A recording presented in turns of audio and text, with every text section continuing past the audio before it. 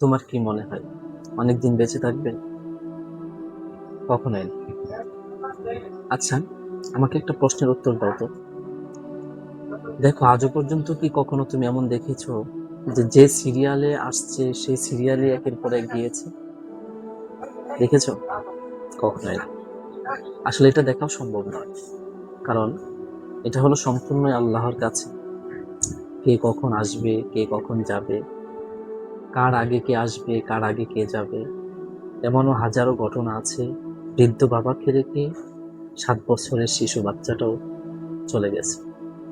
এমন হাজারো ঘটনা আছে, 100 বছর প্লাস বাবাকে রেখে টকবগে যুবক, 40 বছর 35 বছরের যুবক সন্তান স্ত্রী রেখে দুনিয়া থেকে চলে গেছে।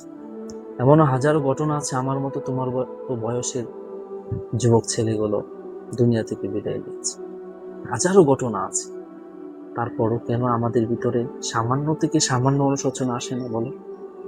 তুমি কি ভাবতেছ আর অনেক সময় পাবা, যে সময় নিজেকে পরিবর্তন করবে? তুমি কি ভাবতেছো আরো এমন অনেক সময় পাবা যে সময়কে কেন্দ্র করে তুমি সব গুনাহ মোচন করে নিবে? আফসোস, সবচেয়ে আশ্চর্যের বিষয় কি জানো? হঠাৎ করে দেখবা একটা সময় আজরাইল তোমার সামনে হাজির। জীবনের প্রতিটা পরিকল্পনা শেষ, নিঃশেষ। জীবনে যা কিছু করতে চেয়েছিলাম, এত কষ্ট করে মাথার গায়ে ঘাম পায়ে ফেলে যে কষ্ট মেহনত করে টাকা অর্জন করে যে সম্পদ অর্জন করেছিলে, যে ঘর নির্মাণ করেছিলে, যে বাড়ি বানিয়েছিলে, যে গাড়ি ক্রয় করেছিলে, সেখানে চড়ার মতো শক্তি আল্লাহ দিবেন। হঠাৎ করে আজরাইল আলাইহিস সালাম আসবে, তোমার জানটা কবজ করে নিয়ে চলে যাবে। দুনিয়ার সব স্বপ্ন নস্যাৎ হয়ে যাবে, মুহূর্তের মধ্যে সব নিঃশেষ হয়ে যাবে।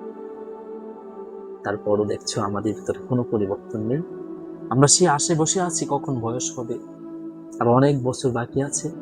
আমরা তো এখনো বৃদ্ধ হইনি। কিছু ভাইকে যখন নামাজের কথা বলা হয়, ভাই উত্তর দেয় যে সময় তো আছে, আর পরে পড়ব, বা একটু বয়স হোক। যখন দাড়ি রাখার কথা বলা হয়, তখন অনেক ভাই আছে যারা বলে যে আরেকটু বয়স হোক, আরেকটু মুরব্বী হই, তখন থেকে ইনশাল্লাহ দাড়ি রাখবো। ভাই, তোমাকে কে বলেছে তুমি মুরব্বী পর্যন্ত যাইতে পারবা? তুমি কি দেখো না তোমার মতো হাজারো যুবক যারা দুনিয়া থেকে বিদায় নিয়েছে অল্প বয়সে? কেউ কেউ বিবাহ করতে পারে নাই, কেউ বা নতুন বিবাহ করে সবেমাত্র নতুন সন্তান হয়েছে, সন্তানের বাবা হয়েছে, ছোট্ট মাসুম বাচ্চাকে রেখে চলে যেতে হয়েছে। তুমি কি দেখো না, তোমার নজরে এগুলো পড়ে না? তারপরেও কেন, কোন আশায় বসে আছে?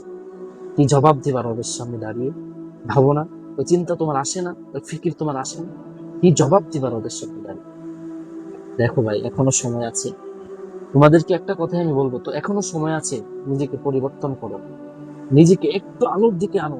নিজেকে প্রশ্ন করো, কে পাঠাইছে আমাকে, কেন পাঠাইছে, কিসের জন্য পাঠাইছে, আমি কোথায় যাব, মৃত্যুর পর আমাকে কোথায় যেতে হবে, কার সামনে দাঁড়াতে হবে, আমার ঠিকানা কোথায়? নিজেকে এই প্রশ্নগুলো করো এবং সে অনুযায়ী আমল করার চেষ্টা করো।